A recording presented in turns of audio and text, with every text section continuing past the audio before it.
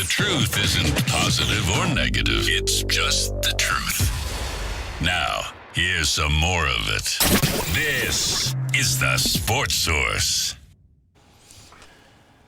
Welcome back into the Sports Source. This segment brought to you by Calhoun's. I always talk about Calhoun's, the perfect place. You get your food for the holidays, bring it home. I also know a couple of families who are going to be doing their holiday get-togethers at Calhoun's. Both of them are mine. You got the Penningtons. I got word this week that we're meeting at the Lenoir City and Fountains in Lenoir City. I got word that the Donahue side of my family is meeting at Calhoun's with Bearden Hill. And I didn't set this up, so trust me. People all the way, when I say this is a pitch, this isn't a pitch. This is real life. Calhoun's, man, it's the taste of Tennessee. My family knows it, both sides of the family. Get out with your family. If you don't want to do the holiday thing at home, do what my folks are doing.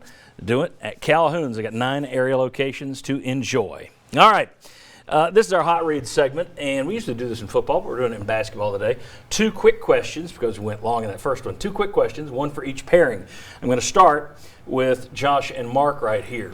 No one questions Lamonte Turner's effort, heart, guts. He's made a lot of clutch shot for this team over the years. I was a little surprised he wasn't able to kick it in. Part of me thought, here he comes, last 2 minutes, he's going to do it again. But the fact remains, this is a guy who's had 3 procedures. Procedures what they do on the other guy. Surgery is what they do on you. 3 procedures on his shoulder. Rick Barnes has mentioned it a couple times. You wonder if that is going to be Tennessee's Achilles heel. Let's look at his numbers shooting from last year to this year. Now, it could be that he's playing a different role, but it's just you've gone from 42% shooter to a 28.7% shooter. 3-point shots gone from 32 to 23. His points are up, assists are up, turnovers also up, but the points and assists are going to go up because of the role he's playing. Gentlemen, is his shoulder going to be this team's Achilles heel, or is it way too soon to say that? Or is it way too much just to put it on him? Well, to me, it's that last part you mentioned. It's the role that he plays, how much is asked of him, I guess the weight on his shoulders with this team this year.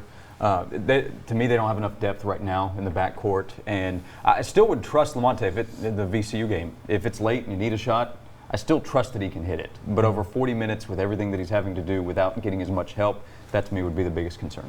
Yeah, I think the bigger is the pieces around him, not giving him the floor space to do what he does best, which is drive and be a playmaker. He's not a shooter. He's more of a playmaker. And because other guys aren't making shots, James is not respected, Bowden's not making them, the court's shrinking, and he can't get in the spots where he normally could used to be able to get with more shooting on the floor. That's a pretty big dip, though, from 42% to 28% for the floor. That's a noticeable hit. Yeah. Well, when you go from 6th option to second option, I got it. It's different. Yeah, and then I think it's the position change because you're a point guard coming down and you got a live dribble. Well, if you're on the wing, you can catch, you can jab, you can shoot. You got a lot more options when you don't have that live dribble. And you don't have to fight the pressure. Like you said, Coach Hardaway said he wanted to press. Well, that wore him down. He's the only point guard. Yeah. So he's got to fight the press. And then by the time he gets the ball back in the offense, I mean, you come down, you start an offense, by the time he gets the ball back, it's like at the end of the shot clock. Or, he's probably not getting the same quality shots either. So played 39 minutes yesterday, I believe. Yeah. And again, I beat it last year. I've said it this year. If you're asking him to go 39 minutes a night, what's he going to look like by the time March rolls around? I mean, that's a tough ask for one guy. Let me ask you the second question. This one goes to Isaiah and Mike here. It's not all Turner. I don't want to put it all on him. Obviously, we're talking about other issues. But let's take a look at this team's offense as a whole. I've got some graphics here. Averaged 82 points last year, averaging 68.5 this year. Now, the opponents, their scoring's down too, 68 to 55. So Tennessee's been playing good defense. But it's also the easier part of their schedule, okay? Now, that should impact both those. Your offense, the fact that it's taking that big a hit and this is the easier part of your schedule, that's a concern. Field goal percentage has dropped from 49 to 42, 3-point percentage 36 to 30. Rebounding's up a little, assists down, makes sense. Turnovers up. Mike and Isaiah, how concerned are you about this team's offense? We've been talking about it here. Is this something that you're a quarter of the way through the season? How big of a worry is it for you right now? I'm concerned. I still believe in defense. I believe in Coach Barnes and his defensive schemes, and I think they'll keep us in the game. And as yesterday, I mean, we shot horrendously, but we had a chance to win the game. Yeah. So I think that could be the case a lot of times. But at the same time, I think we got to tweak something. I just don't like turning on the ball the whole entire game. as the PG, and I want to see him getting loose and scoring, having a little more fun with it, as he would be able to do from the 2 spot.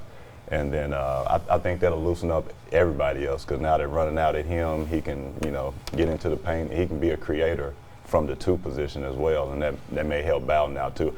I don't see why Bowden couldn't bring it up the court some. I mean, because a lot of times if he wasn't scoring, you just didn't see him. He needs to make an impact if he's not scoring. But that would also help on offense, because defense turns into offense, as we all know. So, yeah, I don't like it exactly how it was yesterday, but I got a feeling he's going to tweak something. And, Okay. Mike? You look at those stats last year, 49.6 field goal percentage. That is exceptional. You're not going to see many college basketball teams shoot 49.6. So why aren't they doing that this year? Grant Williams, Admiral Schofield, Kyle Alexander shot a high percentage when he shot, and Jordan Bone, a guy that, as we were talking offset during the break, Jordan Bone, you kind of thought he would be back. You expected in the big picture that Jordan Bone would be back this year as a senior running this team, and he's not. And that's impacted everything Isaiah just said. Well, one other thing I would add to how defense can impact offense, I wouldn't be surprised if we start seeing some more zone. We got length, and our guards are good rebounders. That's a way to, you're not going to rest playing zone, but you can save some legs, as opposed to Lamonte and Bowden chasing guys all over the court.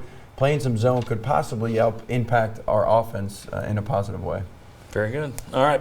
When we come back, we got a lot more basketball with these guys a little bit later. When we come back, though, we're going to talk about the Gator Bowl, how Tennessee wound up there. Is it that much better than the Music City Bowl? Big picture. We'll discuss all that. We got a lot of football, a lot of recruiting. There's recruiting news that's happened in the last 48 hours or so we're going to cover. Going back on the Sports Source.